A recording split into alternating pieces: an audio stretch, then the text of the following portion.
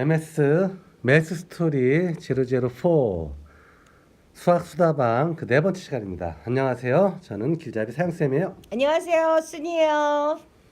자, 지난 시간에 우리는 인류가 최초로 만든 자연수에 대한 개념을 좀 배웠어요. 그죠? 네, 우리 인류가 쓰고 있는 자연수는 인도 아라비아식 위치적. 위치적, 그쵸?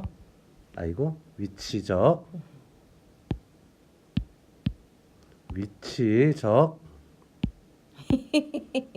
위치적 십진 기수법. 기수법이에요. 음, 그래서 우리가 알고 있는 인도 아라비아식 위치적 십진 기수법에 필요한 한 자리 숫자는 네, 1, 2, 3, 4, 5, 6, 7, 8, 9까지이고 그러면 10개가 차서 네, 한 단위가 늘어나게 되면 네, 아랫자리를 비우고 네, 윗자리로 하나를 얹어서 네, 10개를 초기에는 이렇게 표현했었다라고 이야기했죠. 네, 예. 그러다가 이제 빈자리를 메꾸기 위해서 0이라는 숫자의 필요성을 깨닫게 되고 네. 그래서 지금으로부터 불과 한 1000년 전 음, 그러니까 기원 후 8에서 10세기경 사이에 인도인들에 의해서 이 숫자가 추가로 만들어져서 9 다음에는 10, 그 다음엔 11, 12 이와 같은 숫자들을 써나가게 됐어요. 네, 그래서 왜 위치적이냐? 똑같은 일이지만 이렇게 쓰여 있으면 우리가 1이라고 읽고 네. 이렇게 쓰여 있으면 12. 10개짜리가 한 묶음이라고 해서 10이라고 번역을 하죠. 네. 그 다음에 이렇게 쓰여 있으면 10개짜리가 10묶음. 열묶음. 그렇죠. 그렇죠. 그래서 이것은 100개짜리가 한 묶음 있다라는 의미로 그렇죠. 쓰기로 했어요. 그래서 만약에 438이다라고 쓰여 있으면 이것은 하나짜리가 8개 있다는 뜻이고 네. 이것은 10개짜리가 3묶음 묶음 있다는 있다. 뜻이고 이것은 10개짜리에 10묶음 즉 100개짜리가 4묶음 있다는 있다. 뜻이다. 네, 요게 이제 인도 아라비아식 위치적 십진기수법에서 자연수를 표기하는 방식이었어요. 네. 그죠? 그래서 이제 숫자들을 처음 만들었으니까 이런 숫자들을 가지고 놀아야 되겠죠. 네, 실제 생활에 활용하고 사용하고 하는 것들이 필요해서 사람들은 처음에 만든 개념이 더한다, 합한다라는 개념이에요. 네. 그러면 자연스럽게 이제 이런 이야기를 할 수 있겠죠. 8개가 있었는데 6개를 더하면 어떻게 돼요? 13. 10. 일단 요 6개에서 2개를 얘한테 줘야 되겠죠. 그럼 10개짜리 한 묶음이 만들어지니까. 네. 그러면 6개에서 2개를 줬으니까 4개가 남을 거고 네. 그 다음에 그쵸 10개짜리 한 묶음이 생겼으니까 요렇게 네. 이야기하는 거죠. 그러면 더 큰 숫자들의 덧셈도 원리는 똑같아요. 10개가 묶여지면 윗자리로 하나 올려주면 되는 거니까. 그래서 88에다가 79를 더해주세요. 누군가가 요구했다면 우리는 요 8개에서 한 개를 얘한테 주면 10개짜리 한 묶음이 되고 7개가 남겠죠. 네.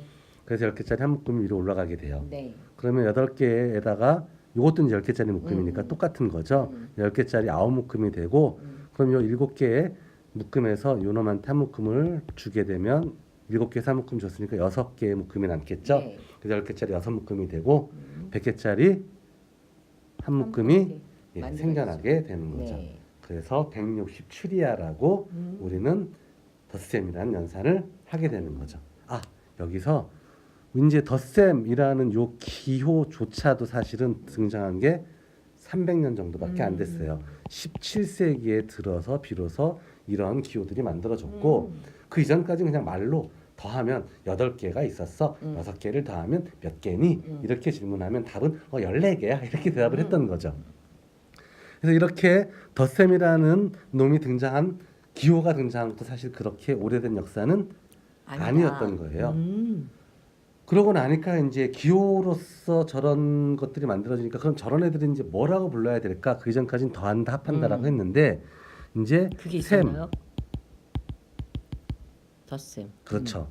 덧셈이라고 해서 우리말로 번역을 하는데 이제 좀 더 포괄적으로 이 과정을 잘 살펴봤더니 8이라는 숫자와 6이라는 숫자를 어떤 적당한 조작을 가해서 14라는 숫자를 만들어 주는 거잖아요.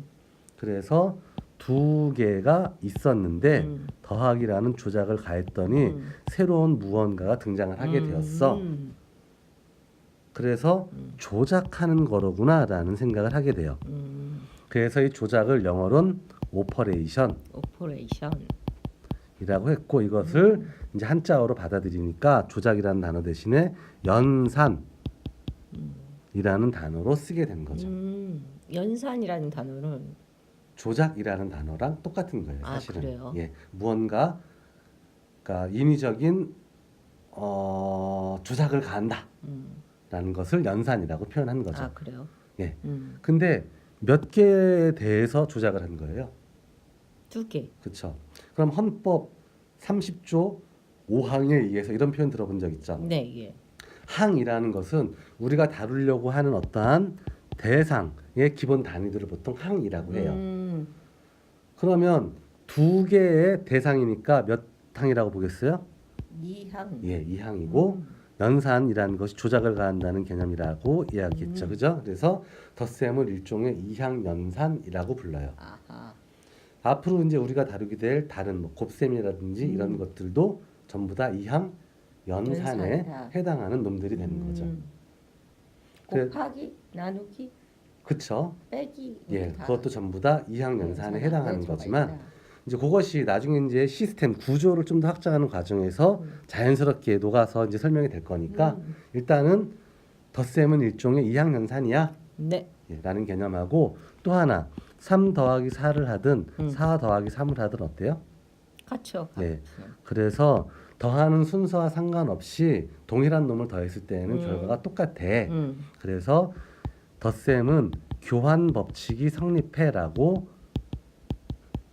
표현하는 거예요. 아, 이것과 이것이 섞어도 바뀌어도. 그렇죠. 순서를 바꿔 바꿔도. 교환해도 순서를 교환해서 더해도 동일하다. 그러니까 3과 4의 교환이죠. 그렇죠. 3 더하기 4는 4 더하기 3을 랑 교환하는 같다. 교환하는 게 아니라. 그렇죠. 3과 4의 교환은 한 결과 4와 3을 더해도 결과는 같다. 동일해진다라는 거예요. 이 등호라는 기호도 사실은 18세기에 나온 거니까 얼마 안 된 거죠. 그렇죠. 로버트 레코드라는 사람이 서로 나란한 평행한 직선만큼 일치하는 게 또 어디 있겠니? 그래서 서로 같음을 나타낼 때는 이렇게 아, 쓰자. 그래서 이것은 이제 우리말로는 등호라고 이야기하죠. 한자. 어우, 예. 어려워요. 같음, 같을 등자, 부호자니까 같음을 나타내는 부호다 이런 뜻이에요. 별거 혹시 아니라. 연산은 뭔가요? 연산은 한자로 죄송합니다. 다음 시간에 알려줄게요. 죄송합니다. 어찌됐든 연산은 조작이다. 그렇죠. 조작해서 뭔가 새로운 결과물 결과를 만들어내는 것이다. 것을 연산이다. 그렇죠. 등호는 똑같은 선이 같은 선이 있다는 것이 아니죠. 아닌가요? 그것은 이제 처음에 그것을 상징적으로 로버트 레코드라는 사람이 표현한 거고 등호는 별거 아니라 요 기호의 왼쪽에 있는 자식과 오른쪽에 있는 자식이 서로 같다는 뜻이에요. 네, 알겠습니다. 예. 그래서 3 더하기 4를 하든 4 더하기 3을 하든 어떻다? 같다. 같다. 그것을 교환 법칙이 성립한다라고 표현하자. 네, 이렇게 무식해요. 수는 자, 또 하나 아까 이항연산이라고 그랬으니까 우리가 덧셈을 할 수 있는 대상은 항상 두 개예요. 아, 모든 조건이 다 두 개인가요? 그렇죠. 24와 35를 더할 수는 있고 24와 35를 더한 결과에 54를 더할 수는 있겠죠. 근데 23과 35와 54를 동시에 더하는 것은 모르겠죠. 모르겠어요. 예. 그래서 되게 간단한 건데 3 더하기 4를 먼저 한 다음에 5를 더하는 것. 그 다음에 4 더하기 5를 먼저 한 다음에 3을 더하는 것. 결과가 같을지 다를지를 사실 확인을 해봐야 되는 거예요. 그쵸. 왜냐하면 두 개짜리로 항상 묶어서 계산하기로 약속을 했기 때문에 그러면 3 더하기 4는 얼마고? 7이고 7 더하기 5는 12가 12. 되죠. 네. 4 더하기 5는 9이고 9. 3 더하기 9도 12가 되죠.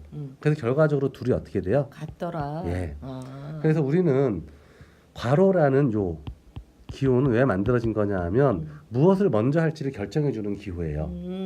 왜냐하면 항상 몇 개씩 더한다 그랬으니까 두 개씩. 두 개씩 더한다 그랬으니까 세 개 이상이 더해질 때는 무엇을 먼저 더할 것인지 결정을 해줘야 하는 거죠. 원래는. 아, 그렇죠. 원래는 예. 원래는. 그래서 그렇죠. 괄호라는 어쨌든 하나 두 개를 더해야지 그 다음 거랑 같이 그렇죠. 할 수 있으니까. 예, 두 개를 먼저 더하고 난 다음에 그 결과를 그 다음 거랑 더할 수 있는 거지 음. 세 개, 네 개를 동시에 더하는 것은 사실 안 되는 거예요. 그래서 어쩔 수 없이 괄호라는 기호가 만들어지게 되고 괄호의 약속은 뭐냐? 얘를 먼저 하세요 라는 뜻이 되는 거죠. 네, 얘를 먼저 하세요. 그렇죠. 바로. 괄호는 이것을 먼저 해주세요. 근데 결과적으로 보니까 덧셈은 어떤 걸 먼저 하든 상관이 없어요. 예, 똑같다라는 거예요. 이것을 뭐라고 하냐면 결합 법칙이 성립한다라고 표현하는 거예요. 그래서 자연수 사이에서의 덧셈은 교환 법칙과 결합 법칙이 성립하는 이항 연산이다라고 부르는 거죠. 네. 이제 덧셈이 뭔지 알겠죠? 네, 알겠는데요. 예. 단어들이 길어지니까 정신이 없네요. 어쨌든. 예, 그래서 네. 오늘은 여기까지 할 거예요. 정말요? 예. 오늘 짧아서 너무 좋아요. 우리는 너무 많은 것들 한꺼번에 외우려고 하면 힘들어져요. 그리고 외우는 게 아니라 네. 그냥 이해하는 거예요. 네, 알겠습니다. 아, 이렇게 하기로 했다. 그렇죠. 알겠습니다. 이렇게 하기로 했고 막상 해봤더니 이러한 결론이 되더라. 굉장히 효과적이었다. 예. 그래서 이제 몇 가지 맞나요? 효과적이다는 예, 효율적이 됐다. 효율적이다 했다. 합한다라는 것을 이러한 기호로 쓰기로 했고 음. 이것은 사실 17세기 프랑스 데카르트라는 수학자가 처음 만들어서 약속했던 기호예요. 네. 그 다음에 서로 같음을 나타낼 때는 이러한 걸 등호를 등호를 쓰기로 쓰게 했고 됐다. 이건 덧셈이라고 부르기로 약속했고요. 덧셈. 예, 모든 것 다 약속과 그렇죠. 로 그러니까 약속으로 우리가 이렇게 쓰게 된 거네요. 그렇죠. 합의하고 약속한 거지 안 그러면 이야기하면 안 되죠. 그렇군요. 그래서 합한다 덧셈을 쓰자. 근데 양쪽에 있는 두 개를 더하는 거니까 이항. 그렇죠. 그래서 두 개를 조작한다고 해서 연산. 이항 연산이라고 부르자. 그리고 같음을 나타내는 걸로 이렇게 쓰자. 그 다음에 덧셈이라는 이항 연산은 어떤 성질을 가지냐 봤더니 교환 법칙과 법칙. 결합 법칙이 성립한다. 성립하더라. 예. 예. 그리고 10개의 묶임이 생기면 윗자리로 올리면 되더라. 여기까지가 이제 우리가 봤던 덧셈이란 연산인 거죠. 예. 자, 그럼 오늘은 여기까지 하고 우리 다음에 봐요. 안녕. 안녕.